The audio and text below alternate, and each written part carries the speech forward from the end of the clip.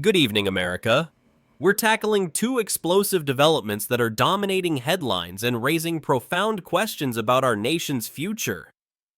First, the shocking assassination of conservative activist Charlie Kirk, a tragedy that's evolved into a full-blown manhunt with new DNA evidence and allegations of political motives. Then, a breakthrough in the long-running TikTok saga as the Trump administration announces a framework deal with China, potentially saving the app for millions of users. These stories aren't just news, they're flashpoints in our ongoing battles over ideology, security, and global relations. We'll break it all down step by step with the latest updates as of this evening, September 15th, 2025. Stay tuned. You won't want to miss this.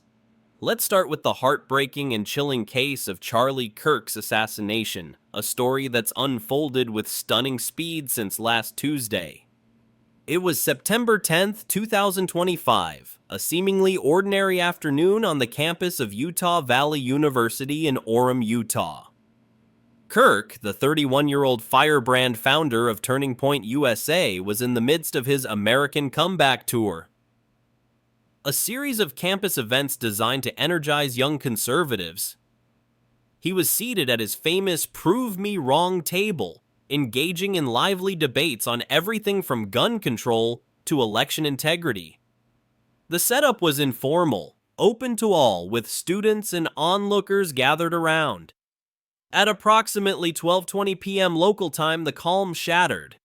Kirk was answering a question about mass shootings, a topic laced with bitter irony in hindsight, when a single gunshot rang out. Eyewitnesses described the scene as pure pandemonium. Screams erupted, people dove for cover, and Kirk clutched his neck before slumping in his chair. Bystander videos captured the horror, the crowd scattering, security scrambling, and Kirk motionless amid the chaos. Emergency responders arrived swiftly, but in a chaotic twist, Kirk was rushed to Timpanogos Regional Hospital in a private vehicle rather than an ambulance. Despite the best efforts of medical teams, he was pronounced dead shortly after, succumbing to a single gunshot wound to the neck. Investigators quickly determined the shot originated from the rooftop of the nearby Losey Center, about 200 yards away, a perch that suggested precision and planning. Who was Charlie Kirk? To grasp the weight of this loss, we need to remember the man behind the movement. Born in Illinois, Kirk founded Turning Point USA at just 18 in 2012, riding the wave of the Tea Party era. He built it into a conservative powerhouse with campus chapters nationwide, a massive social media presence, and unwavering loyalty to Donald Trump.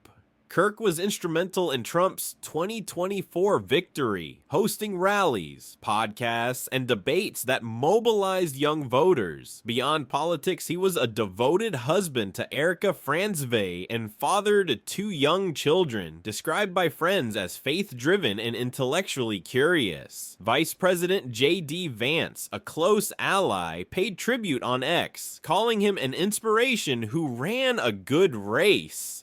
The investigation moved at breakneck speed. By evening on the 10th, Utah officials deemed it a targeted attack by a lone shooter. Two people were briefly detained but released. Forensics teams combed the rooftop, finding footprints and other traces. Then, a major break. A bolt-action rifle was recovered in nearby woods, believed to be the weapon. Surveillance footage led to the identification of a person of interest, a young white male in his early 20s, wearing a black hoodie with an American flag graphic, jeans, sunglasses, and a gray hat. Fast forward to today, September 15th. The suspect, 20-year-old Tyler Robinson, is in custody and under special watch in a Utah jail. FBI Director Kash Patel announced this afternoon that DNA evidence definitively links him to the crime. matching samples from a towel wrapped around the rifle and other items at the scene. A note found with Robinson further implicates him, though details remain sealed. Authorities say Robinson had an obsession with Kirk, recently turning political, despite his Republican family background. He's not cooperating, and his first court appearance is set for later this week in Provo. Eyewitnesses like student Skylar Baird recounted the terror. It was just a pop, and then everything fell apart. Security was geared for close-range threats, not a sniper. Utah Governor Spencer Cox called it a political assassination, hinting at leftist ideology, though no group ties have been confirmed. The fallout has been intense. President Trump, in an Oval Office address, decried it as a dark day, linking it to radical left rhetoric and his own past attempt. Vance hosted Kirk's podcast today, with guests like White House Press Secretary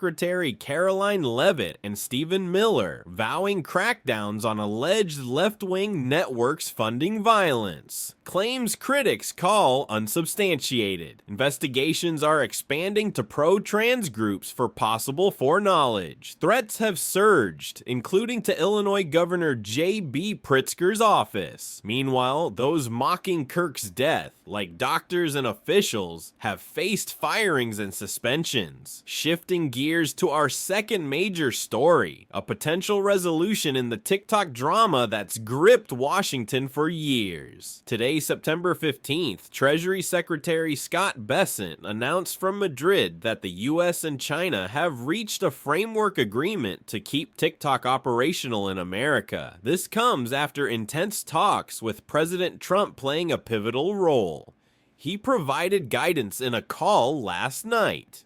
Recall the backstory. TikTok, owned by China's ByteDance, has 170 million US users, but faced a ban under a bipartisan law signed by President Biden, citing national security risks like data sharing with Beijing. The app briefly went dark on January 18th, but Trump delayed enforcement via executive order on his inauguration day, extending deadlines multiple times, most recently to September 17th. Critics argued this defied Congress, but Trump shifted stance after crediting TikTok for youth support in his 2024 win. The deal's details are sparse, but it involves divesting U.S. assets to an American buyer, likely led by Oracle's Larry Ellison, a Trump ally who briefly topped the world's richest list. Oracle has hosted TikTok data since 2020. Other bidders, like Frank McCourt and Kevin O'Leary, offered without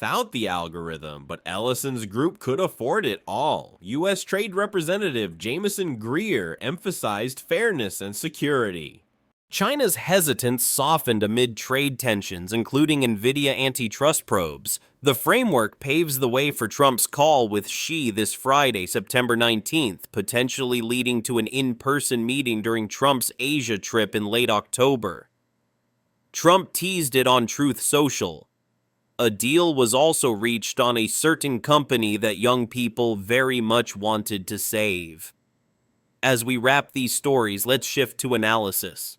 As a seasoned political commentator with a pulse on America's agenda, I'll offer neutral insights on what these mean and what's ahead. On Kirk's assassination, this isn't just a loss for conservatives, it's a stark reminder of our toxic discourse. Robinson's alleged obsession and leftist leanings fuel narratives of ideological violence, but without evidence of broader networks, the White House's push to label left-wing activity as domestic terrorism risks overreach. It could chill free speech, escalating divisions ahead of midterms. Expect more investigations, but if unsubstantiated, it might backfire, eroding trust. In the future, we may see tighter security for public figures and calls for de-escalation, or, conversely, more polarization if exploited politically. For TikTok, this framework signals a pragmatic thaw in U.S.-China relations amid Trump's America First push. By prioritizing security while keeping the app alive, it balances electoral appeal, remember those young voters, with geopolitics. But questions linger. Will Chinese ownership persist in a joint venture? How secure is the algorithm? This could ease trade wars, paving for Trump's Xi summit and broader deals on tariffs or tech. Looking ahead, success might embolden similar actions against other foreign apps. But failure could reignite bans, disrupting creators and users. Ultimately, it underscores tech's role in great power competition, a space where diplomacy might yield more than confrontation. America. These events highlight our fragility and resilience. What do you think? Bridges or barriers ahead? Comment below, like, subscribe, and hit notifications for updates. We'll see you tomorrow. Stay vigilant.